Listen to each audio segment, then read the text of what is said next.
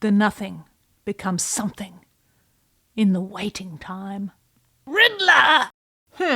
Usually I close that blind and I just recorded this whole thing with that open, so... Welcome to Reflection City.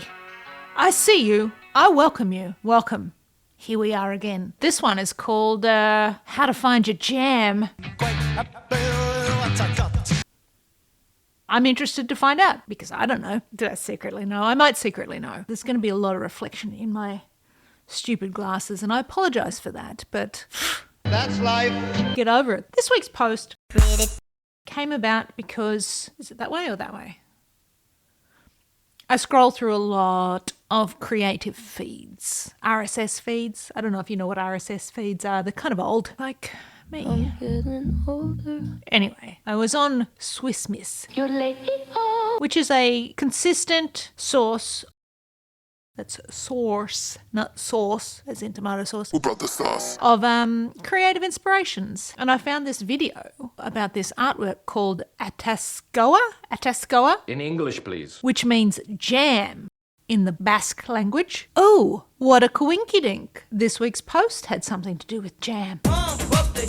Weird how I read something about jam and then I turned it into a post about a couple of different kind of jams. We're not about to do a free-form jazz exploration in front of a festival crowd. And then related it somehow back to the theme of the actual artwork. I guess you call that inspiration. I don't know. On a Monday morning when I haven't written anything and it's due to go out at 10 o'clock, I call that desperation. I need it! But let's look at this artwork, which was a man-made traffic jam, or woman-made traffic jam in this case. The year was 2005. I can't really remember what happened in 2005.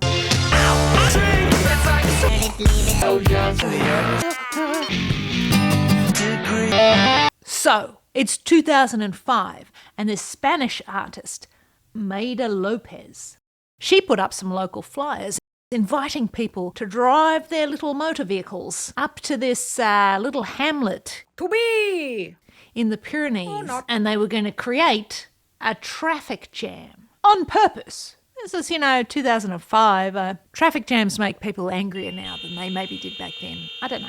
And it was to be at a specific time. And once you got there in your little motor vehicle, the artist and her team would direct you to park in a specific spot. I think they were like trying to get the colours right, and what sort of direction to park the vehicle, whether you were coming or going or at an angle. Like, it was a real snarl of traffic on this mountain road. And they did it on a specific, like, T junction, I guess it was, which was, a bit more aesthetic. So to get the jam going, then once it's set up, she filmed it from above, and it looked like this.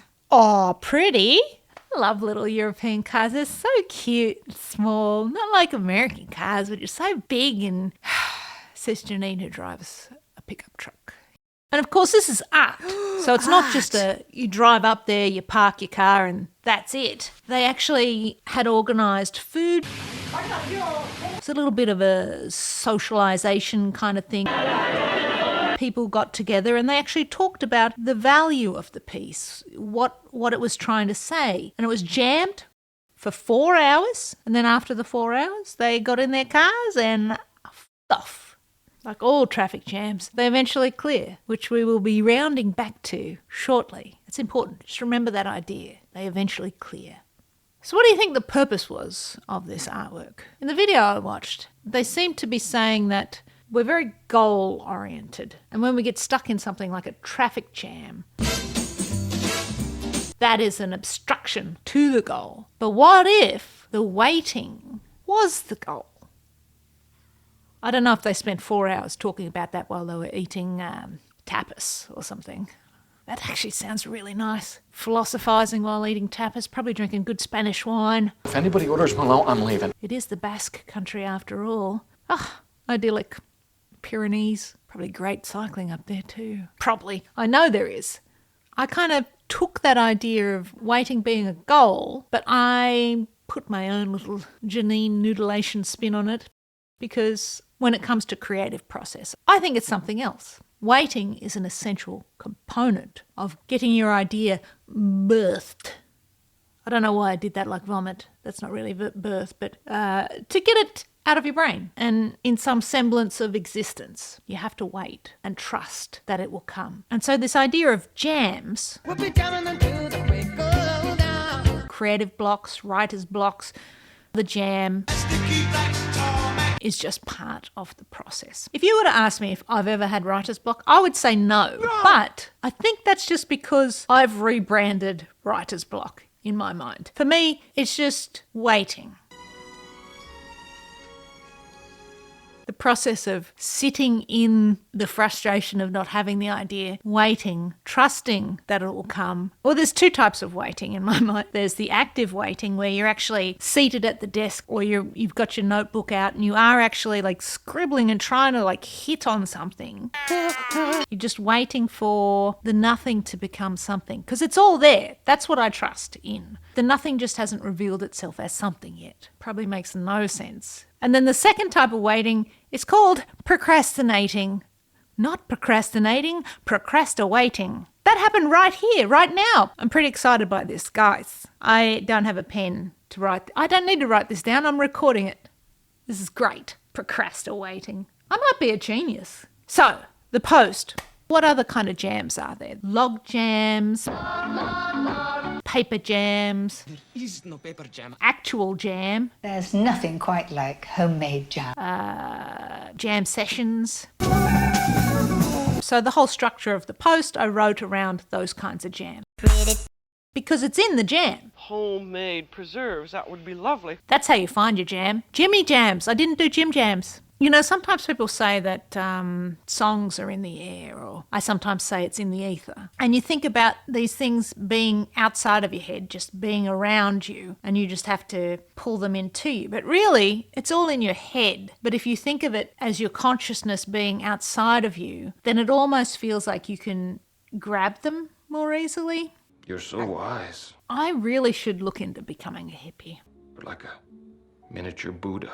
I think I'd be good at it. Anyway, the nothing is all around us, waiting to become something. You just have to trust that it's going to enter your body at some point and be expressed by you in whatever form you choose or work in. Like when musicians jam, they don't know what they're doing. They're just sitting there noodling away. And that's the magic of the jam. Something comes. It's like when you watch Get Back, right? Where Paul McCartney's just noodling around with Get Back. And then all of a sudden it's there. It's like, there it is. Get back.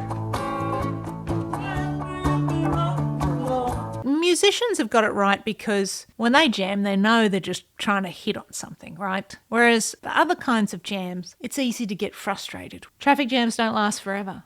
The tow truck comes. The accident clears. You move on.